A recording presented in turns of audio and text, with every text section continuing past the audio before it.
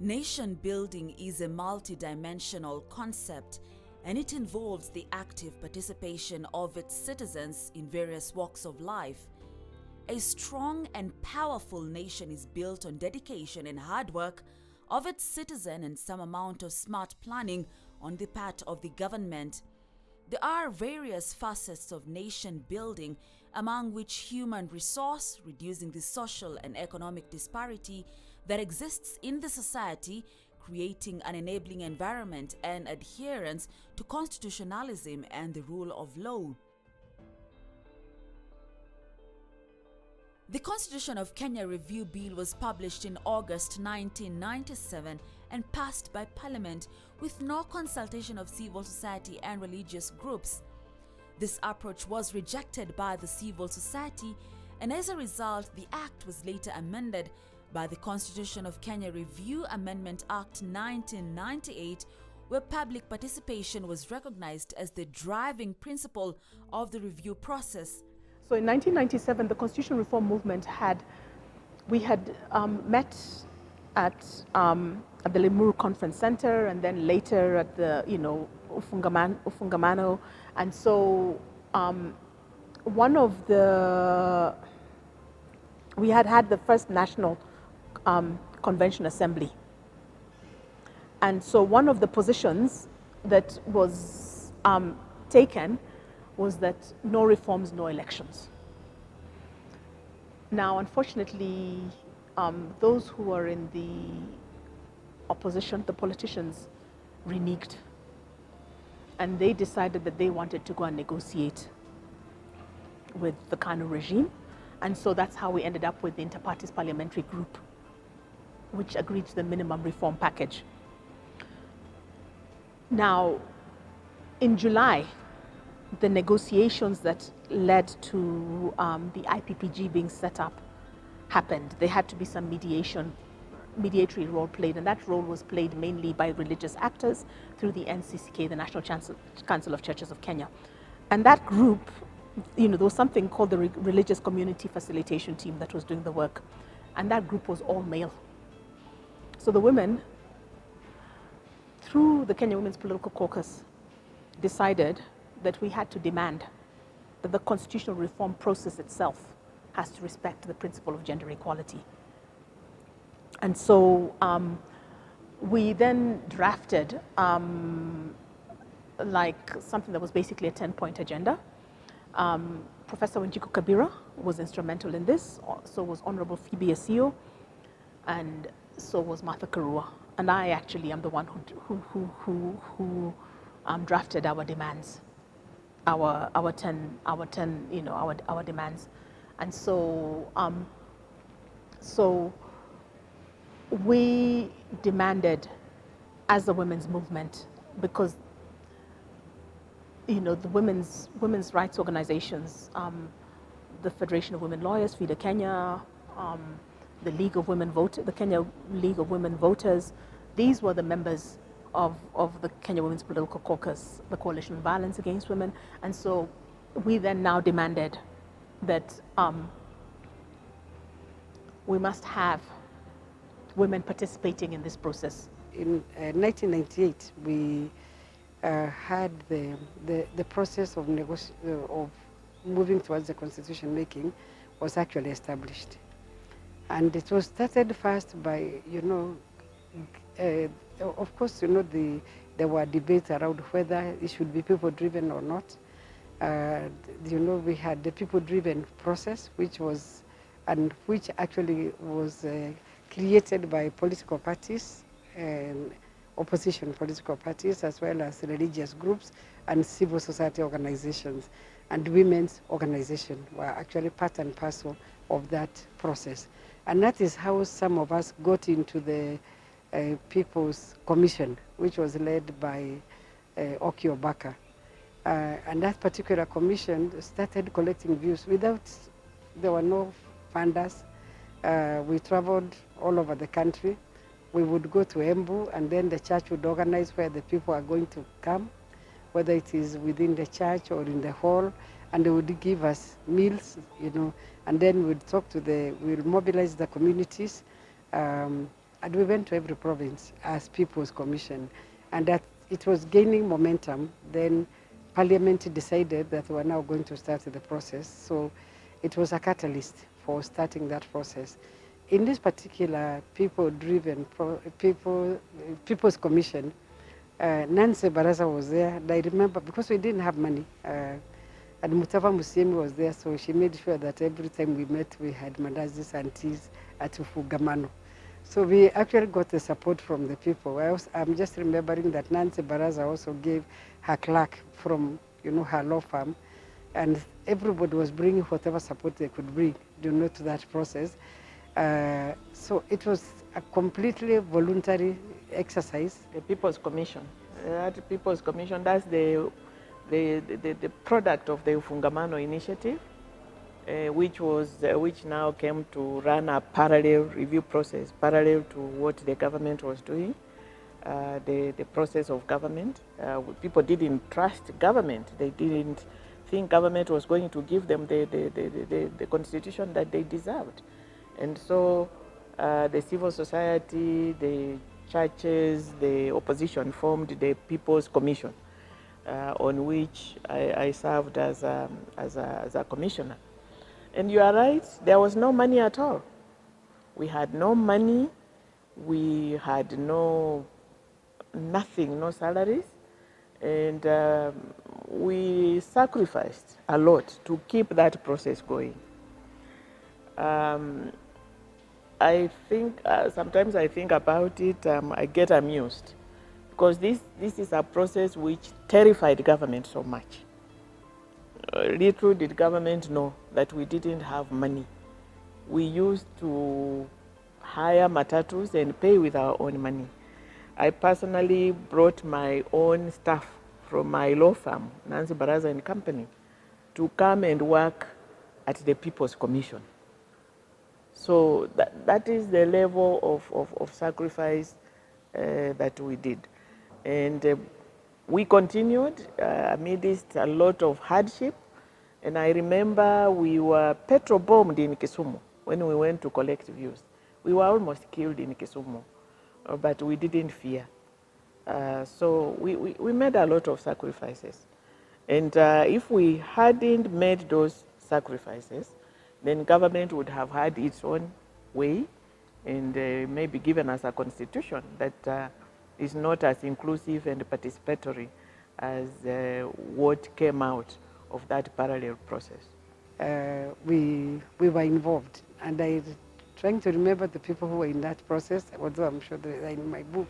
But we had Nancy Baraza, we had Abida Ali Aroni, we had Joyce Ubima, also from representing, I think, organizations dealing with children. We had Adelina Mwau, the current deputy governor, and myself, and there was Fatuma, from Northeastern Province. So those are the women who were there. It is a story of the women, since the men don't usually talk about us. So let me tell our story. So those are the women who were part of that. I may have forgotten one or two. But it was a very powerful movement, saying this is the people's, people have actually to drive the process of constitution making. We were not a party to the making of the independent constitution. It was negotiated. In fact, Okoth used to say it was actually an appendix, of the agreement with Britain. It was not really a true constitution, and we were not party to it. And for women, apart from one woman who attended, and she didn't have a role to play, but she was with the group, Priscilla Abuao. There were no other, there were no other women, and even she was not expected to speak when the men were speaking. So, but we thought it was our time, to actually make the constitution. After all, we were 51% of the population, and we had been shown by Parliament that that this is not our world. This is a man's world where we only have a space. The space that allow us to be in. During the first national meeting organized by the Attorney General in Bomas in May 1998, women participated through the KWPC and presented their case, as well as in the subsequent 4 consultation sessions held at Safari Park. It is through these negotiations that eventually women were recognized as a stakeholder group. Just like faith-based organizations and political parties, women continue to edge themselves into the process step by step. They managed to get women to be included in the drafting team of the review bill. When the movement became very strong, Parliament decided now they were going to start the constitution making process, and we had negotiations, between the parliamentary committee that was selected by Parliament. I remember some of the people we met from People's Commission. We met people like the current Deputy President Ruto. We met Uhuru. We met, what is his name again? We met Imanyara, and so we were meeting them to negotiate on behalf of, the People's Commission, because the idea was that if they do not involve the People's Commission, then the parliamentary system will not be legitimate because the people will not have participated. But eventually it happened, and we were merged into the constitution with CKRC, which was led by Professor Yashpal Gai. The women organizations under the auspices of the KWPC organized a nomination process that involved interviews to fill their 5 slots for commissioners. Honorable Phoebe Asio, Professor Wanjiko Kabira, Miss Nancy Baraza, Miss Abida Ali Aroni, and Miss Salome Moigai was selected. I had a very strong support from male commissioners as well. So the challenge was not as much within the commission, but of course there was a lot of political challenge, both to the women's agenda and the reform agenda as well. It wasn't easy, but I believe when you have your eyes set on the goal and with support, then things become a little easier. In 2002, in the run-up to the elections, women galvanized together once again under the Kenya Women Political Caucus, and the Women's Manifesto was launched. This was a powerful tool for engaging political parties and aspirants on their commitment to the women's agenda, as well as guiding women's political participation. The Kenya Women Parliamentarians Association KWAPA was established in 2002. Its mission was to sponsor women-friendly and gender-related bills, as well as producing material to support the engendering of all debates in Parliament. Working together with civil society organizations, the women in Parliament have been able to pass gender-related legislation. In 2002, Kenya witnessed a peaceful and legal transition from KANU to a new government in power through NAC, in essence effecting the much-awaited regime change. The new government was elected on a platform of reform amid great euphoria on the dream of a better future for the country. The expectation of the people was that the government, under President Mwai Kibaki, would spearhead a people-centered constitutional review process that would espouse the collective aspirations of the people. The Kibaki government took office in gusto, promising to deliver a new constitution within 100 days. These sentiments were soon to evaporate as it became clear that this new government was intent on entrenching its hold on power, just like previous regimes, and the deeply rooted differences within the higher echelons of power within its party were playing out in the whole constitutional reform discourse. The National Constitutional Conference commenced in April 2003. This was held in Bomas, therefore earning its name as the Bomas process. The conference comprised all MPs, 3 delegates elected from each district, 42 representatives of political parties, and 125 representatives of religious groups, women groups and youth groups, the disabled, trade unions and NGOs. The Bomas draft was key. Remember, we spent several years traversing the country, collecting views from Wanjiko, and we collated. So the basis of the 2010 Constitution, which a lot of people forget, is really the work of CKRC.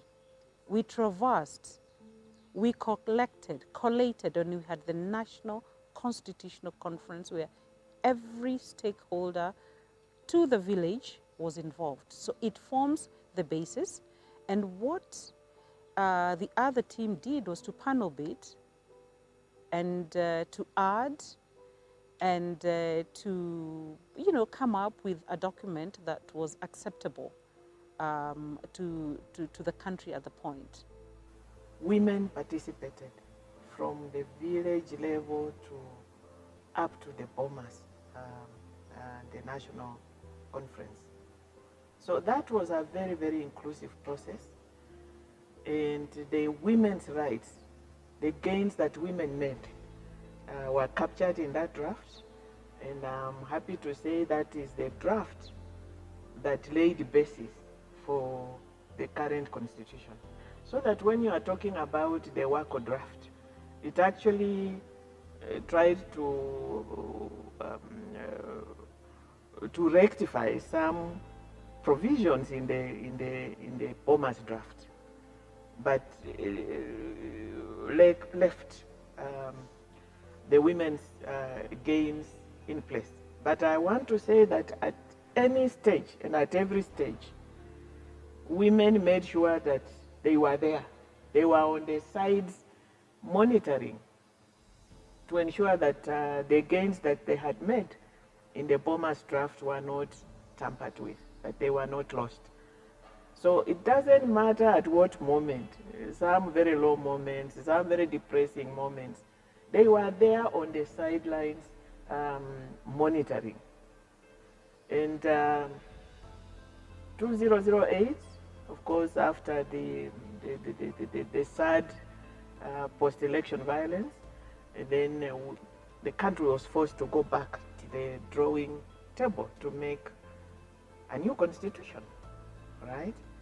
And so the committee of experts was appointed to carry out or to continue with the process. And the mandate of the committee of experts was to harmonize the drafts that had been floated around, and actually to deal with three contentious issues that had remained contentious even at the Bomas. And these were, I think the place of Kathy's court, devolution, and the system of government. So those were the contentious issues. It was not to start a new process. It was to build on what actually the CKRC had produced. Women were involved at every stage of the constitutional process, every stage demanding for equal opportunity, demanding for rights. And at Bomas of Kenya, the document that came out from there was negotiated. And women had sleepless nights. Women were involved in several meetings. Women did shadow diplomacy. They engaged politicians, they engaged religious leaders, they engaged the rest of the civil society and negotiated for the gains that you see in the Constitution 2010. And they are immense, such that those gains are celebrated worldwide. If we were to implement, Kenya would be a beautiful country, and the women of Kenya would have their space within society. So it was negotiated after a lot of struggle. It didn't come on a silver platter. The tension in the process escalated to a crescendo, so much so that cabinet ministers led by the then vice president led a boycott walkout, protesting the proposed structure of the executive as the process was coming to an end. It was one of the numerous instances in which a small clique within the political elite was seeking to impose its perspective on the people and seeking to cling to power and seeking to thwart basically the birth of a new democratic order. Yeah, that's what I would say of that. And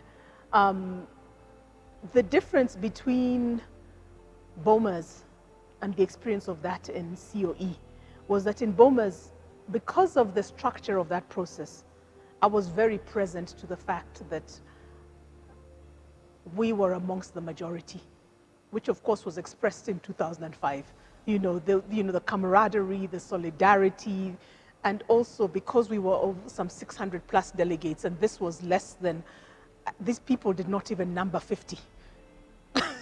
And in the midst of the tantrum, those who expressed, because it was a tantrum in my opinion, those who expressed their tantrum by storming out could not even have amounted to 20, because most of them just hadn't bothered to show up, And so the overwhelming majority of the people who are in the room that day and had sat there, because we now started voting, each article, Professor Guy would say, article blah, blah, blah, blah, and then, we would vote on it. And so, and so we were in there into the night,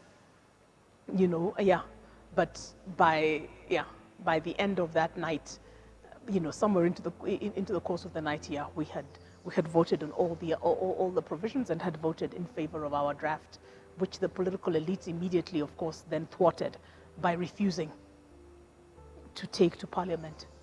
Despite the confusion, the Constitution of Kenya Review Commission Chairman Yashpal Gai presented the draft constitution as finalized at the conference to the Attorney General in 2004.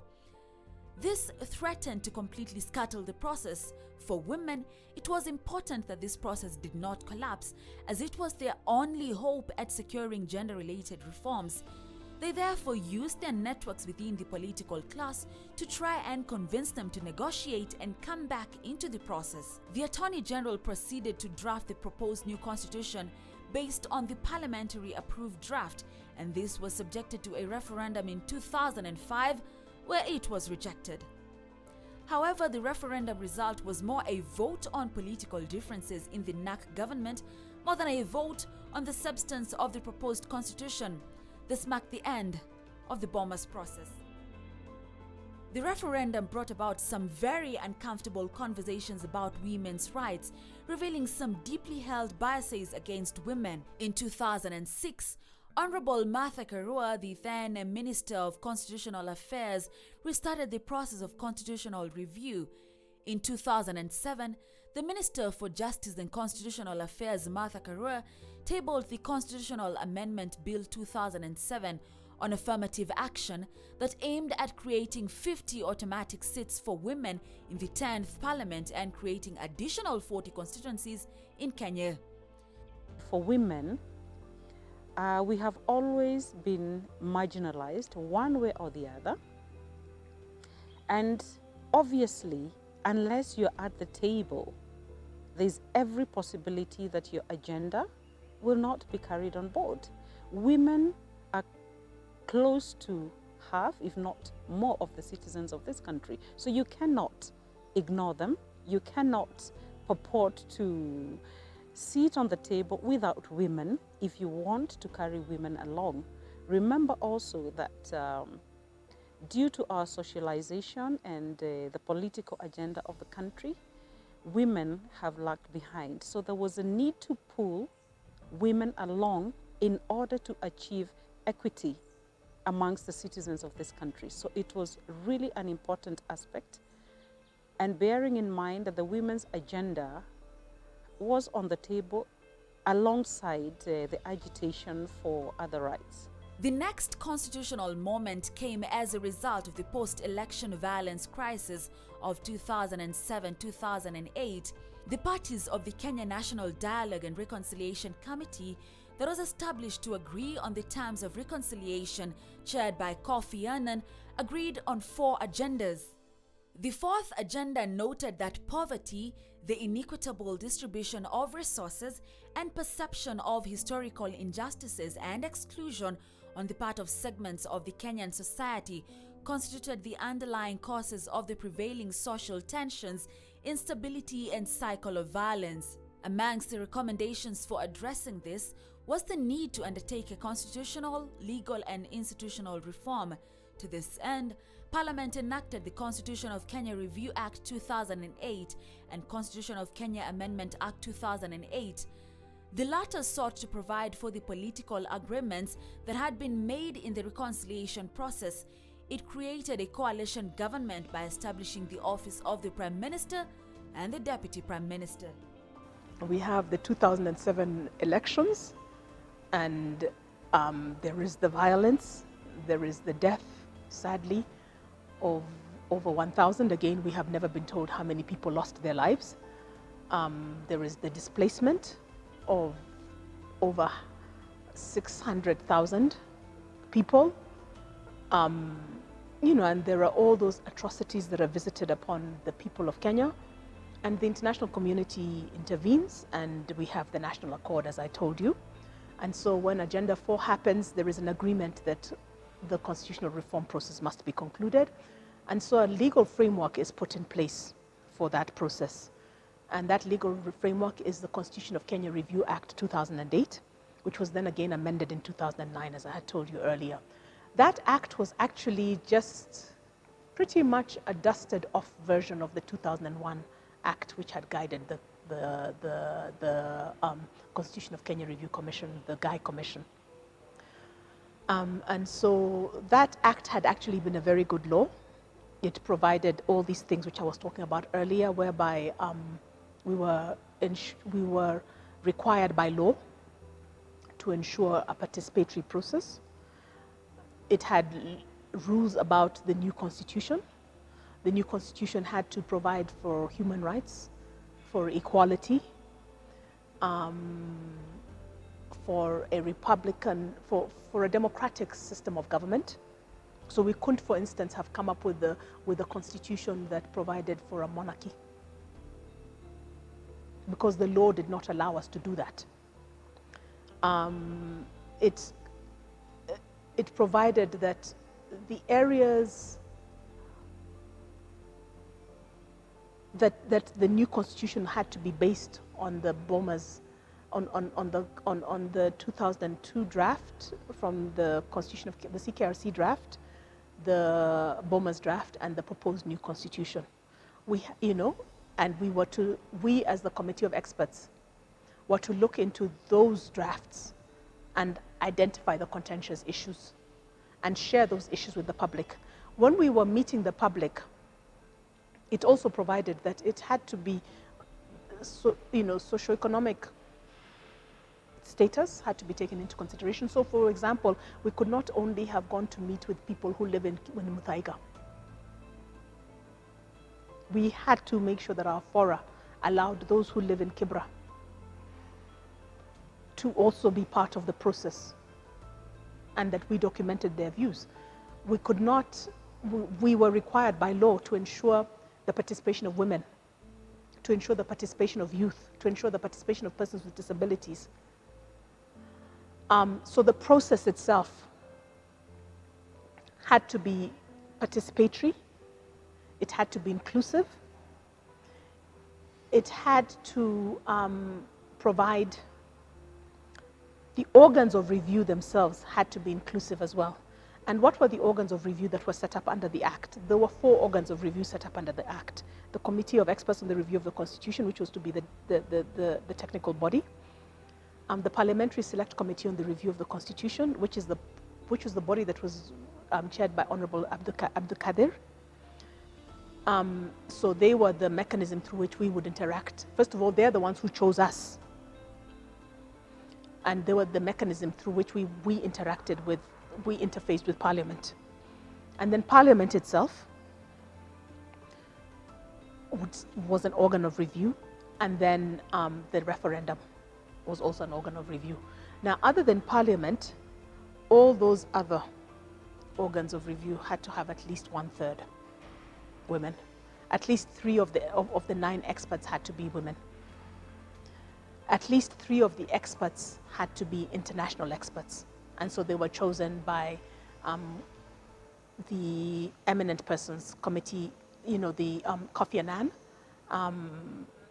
Benjamin Mkapa, Graca Machel body. It also had criteria for those of us who were going to serve on the committee, the review, under the Review Act, we had to have demonstrated expertise in several areas that were listed under the Act.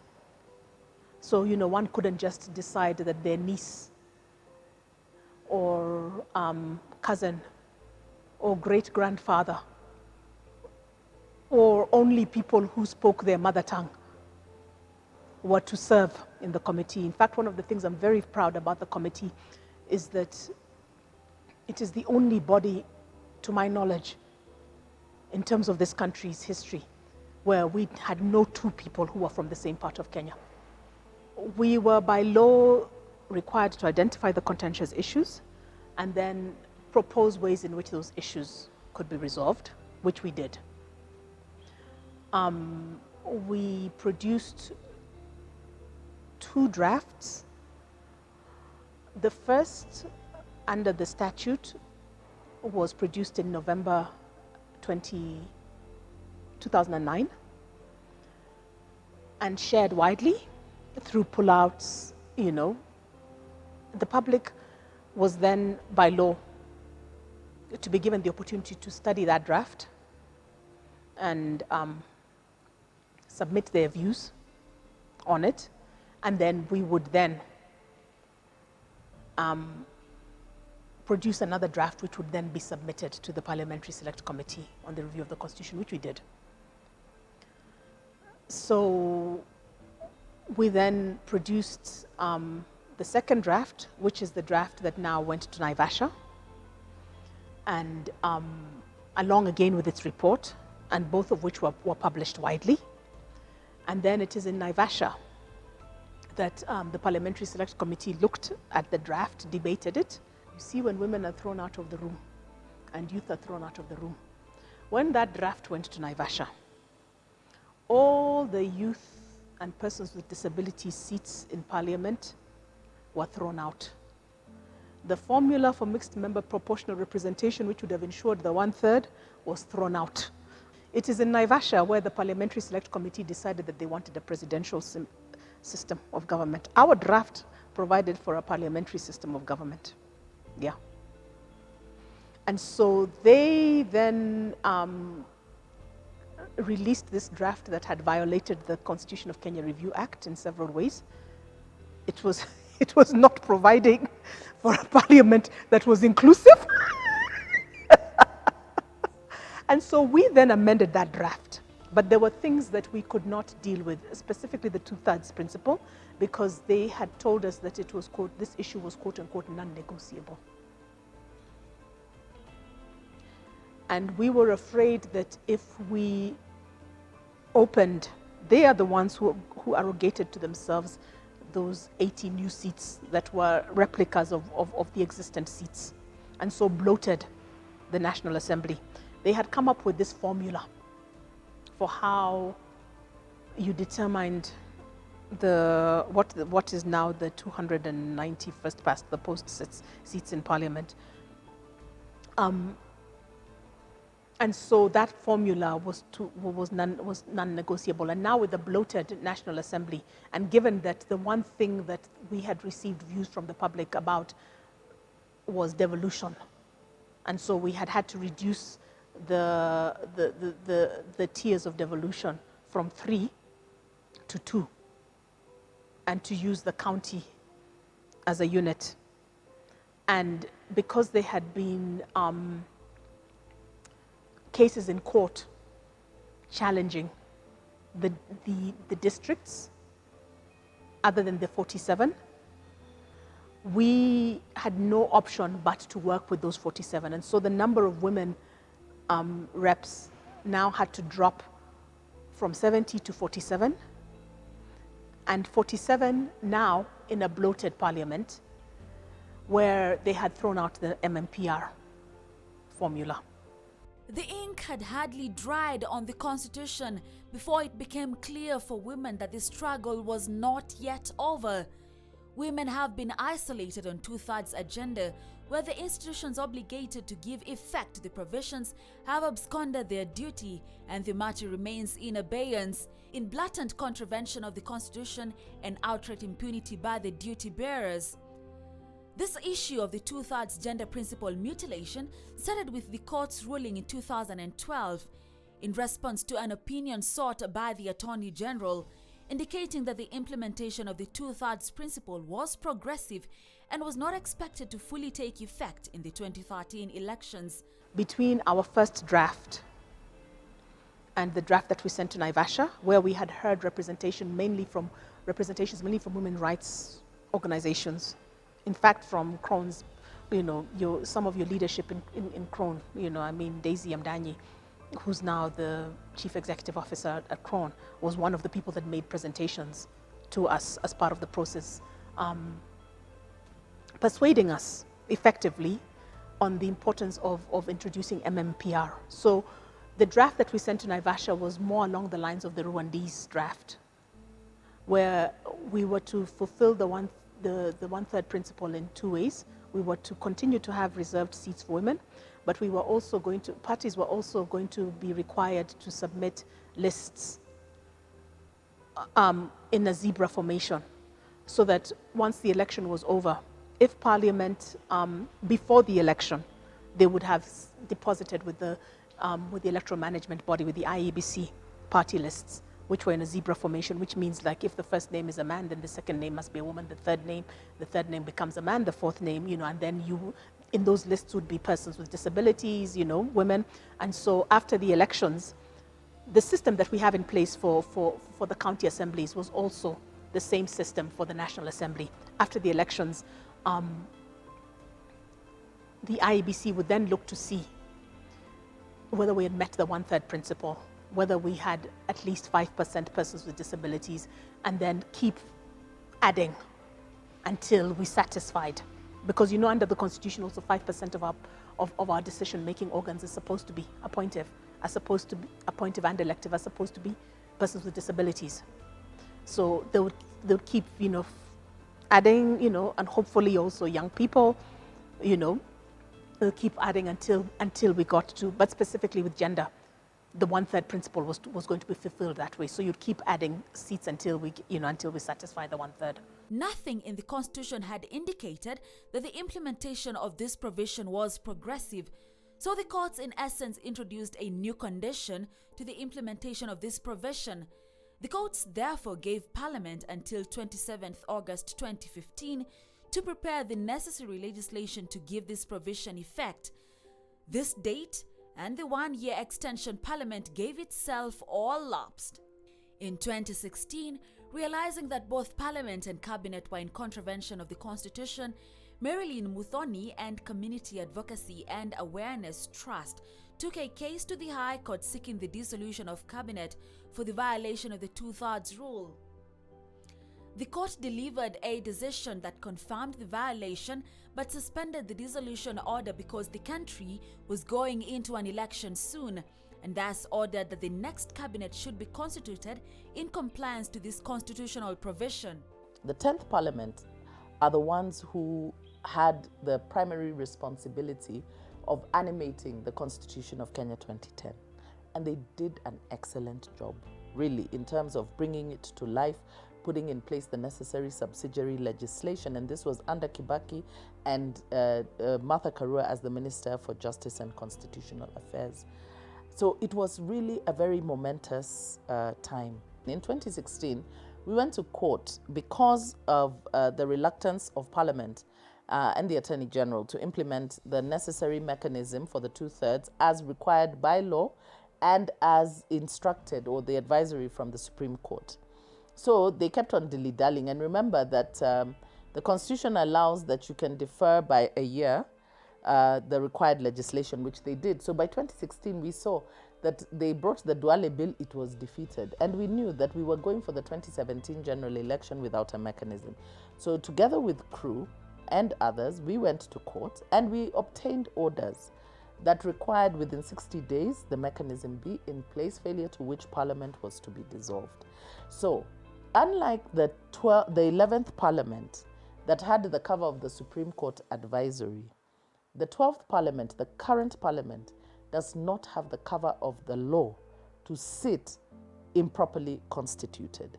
And by constitution, you cannot form government except by the laid down procedures. So we went to court after the 12th Parliament was sworn in. That was sometime in September. We went to court and we raised the issue of the previous orders and asked the courts to give orders requiring that the 12th Parliament, before they embark on any other business, that they should first properly compose themselves so that they are within the confines of the law, failure to which it should be dissolved, because an improperly constituted house, a house that is not constitutionally composed, cannot purport to enact law, because in itself it is in offense of the law.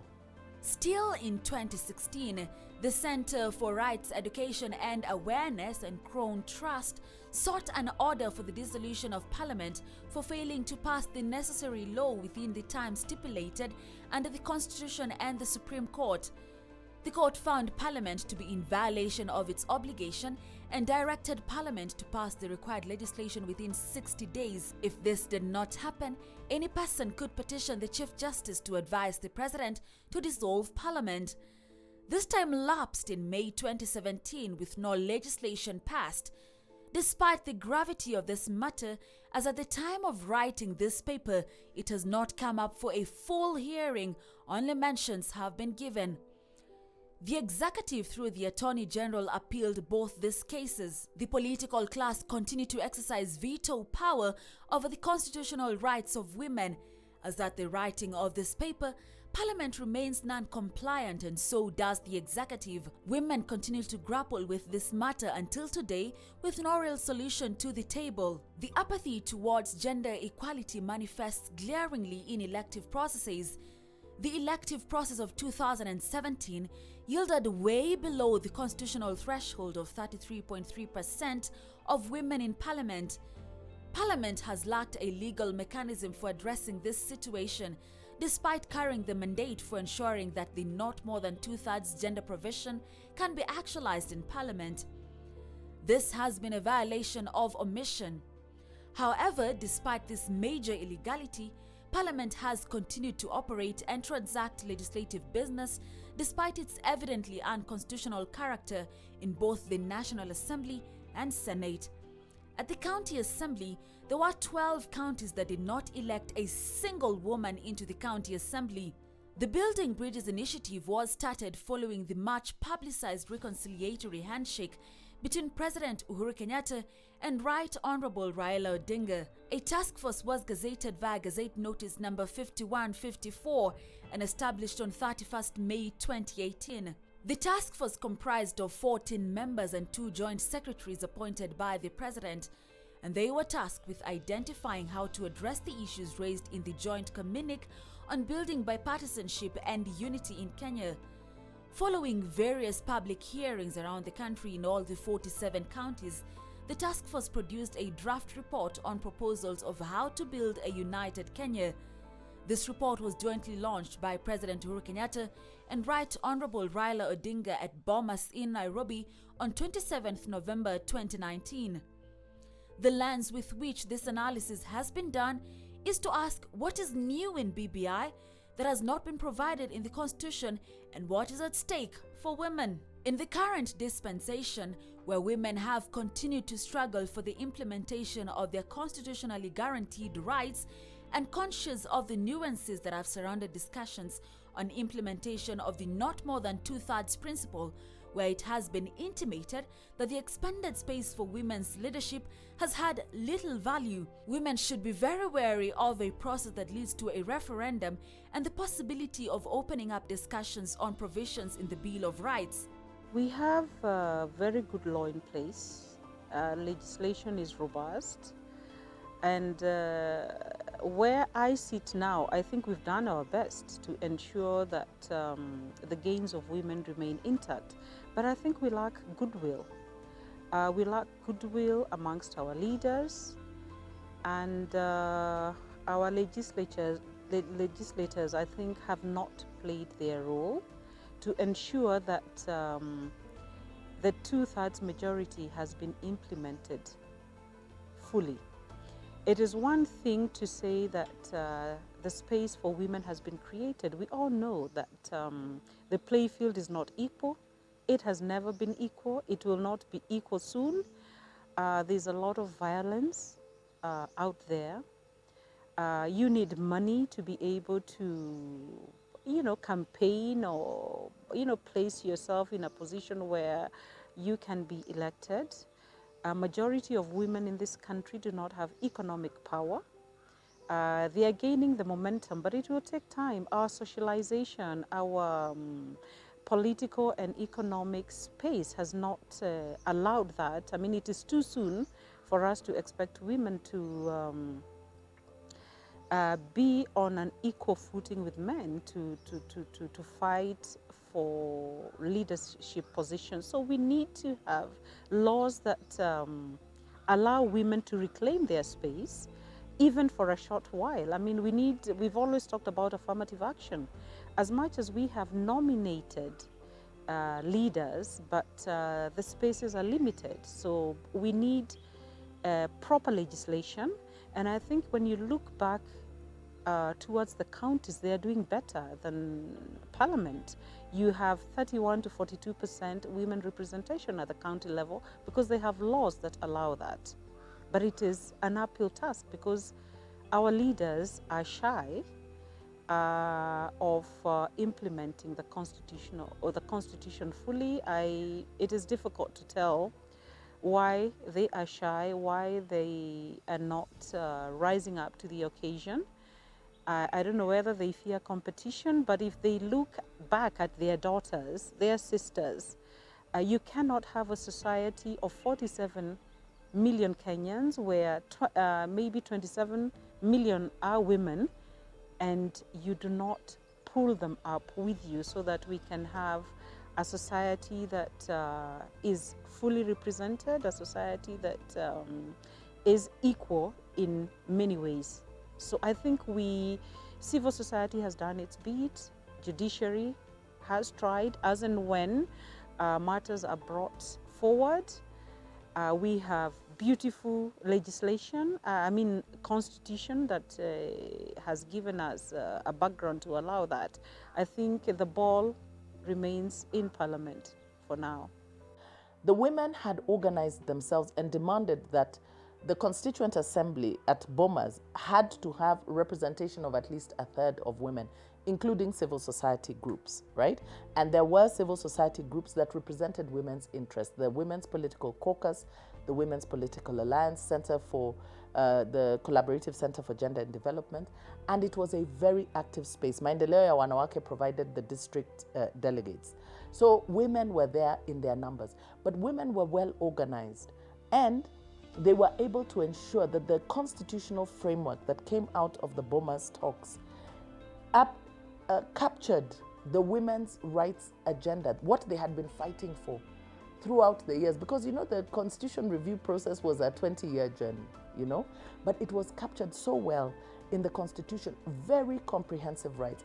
First, from recognizing the inherent equality of women, that they were just as equal as their male counterparts, giving them equal rights and opportunities as their male counterparts, but putting in place frameworks to allow for affirmative action that recognizes that for the longest time they had been held back by culture, practice, tradition, beliefs, and all that.